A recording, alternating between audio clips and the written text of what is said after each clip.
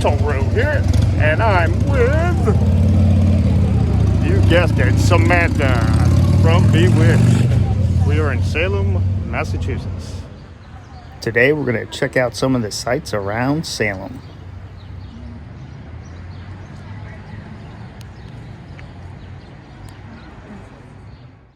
Witches, they get their own mall here. I guess the warlocks are on their own. Oh, are you sensing a theme yet in this town?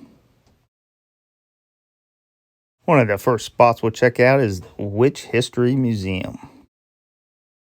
They'll provide a little introduction in this big hall here before taking you down in the basement, where the spooky stuff's at. Here's a list of all the victims of this horrible tragedy called the Hysteria back then. All innocent people, pretty much murdered for nothing. And I have to wonder about Giles Corey. What did he do where he was pressed to death? Give me a quick hanging.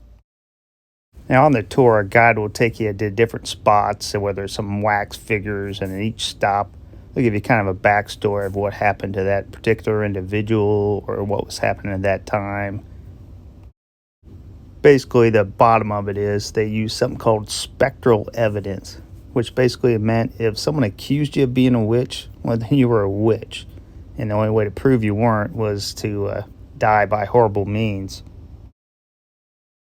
I think that was really horrible about it is how many people went along with this lunacy and took part of it and didn't fight back for fear of being accused themselves and being pressed or hung or drowned or whatever they did to him. Now check this guy out. What's wrong with him? He didn't seem to have an ounce of fear of this mummy, zombie, witch creature staring right at him. Witch History Museum provided a pretty good history of the whole hysteria and was worth it. Quick tour. Go ahead and take it. It was like under $10. Salem is more than just witches, though. The author Nathaniel Hawthorne resided in Salem. Now, what really brought Salem to prominence and great wealth was its maritime history. Here's a replica of one of the old-timey ships. This one they dubbed Friendship of Salem. Now, I guess a woman stapled to the front of your boat is an excellent icebreaker. Now, this isn't the most scenic of lighthouses, but the Derby Wharf Light Station, which was constructed in 1871, is a nice little walkout on the pier. They've really got their branding down with them witches in this town. Construction for the House of Seven Gables began in 1668 for Captain John Turner. In 1850, novelist Nathaniel Hawthorne began writing a novel about the mansion. I've never personally read the book, so I just kind of walked around the house and tried to count the gables, make sure they weren't, exaggerating, trying to impress me with their abundance of gables. Now the real fun begins. If you go about 2 blocks up Derby Street from the House of Seven Gables, you'll find this beauty, Herb Mackey's Metal Sculpture Yard.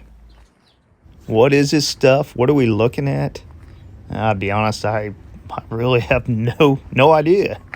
It's weird though. I mean, we like weird, don't we? I mean, there's a blue thing. That's kind of cool.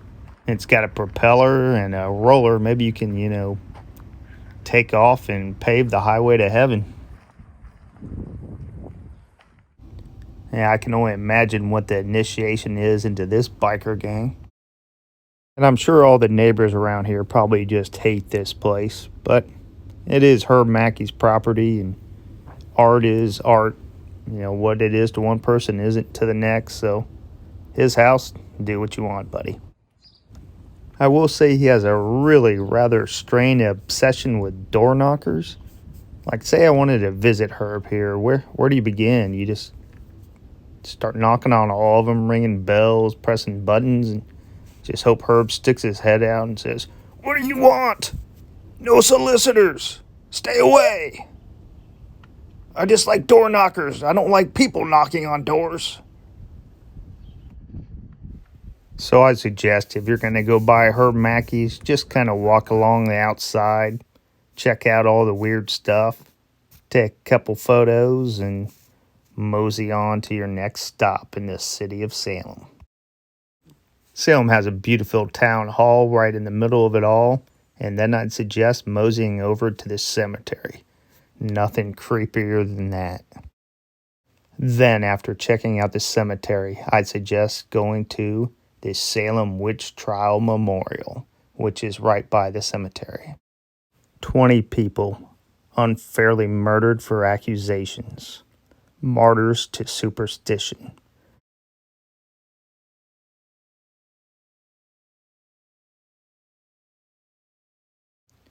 Each victim is given a stone bench that's engraved with their name, how they were executed, and when they were executed.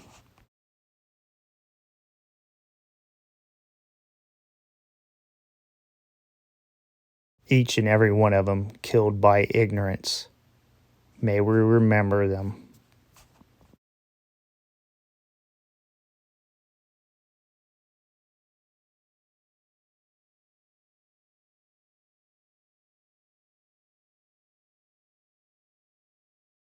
Strangely enough, this statue is protested by people who are against witchcraft and those who claim to be witches who say that this is a fake witch. And throughout the entire town, you'll find different museums, witch this, witch that. So if you're really into witches, you could spend days and days just going to the different museums here. Well, that's going to about cover my visit to Salem, Massachusetts. And who knows, unless maybe you're a witch, who knows where the toll road will lead to next.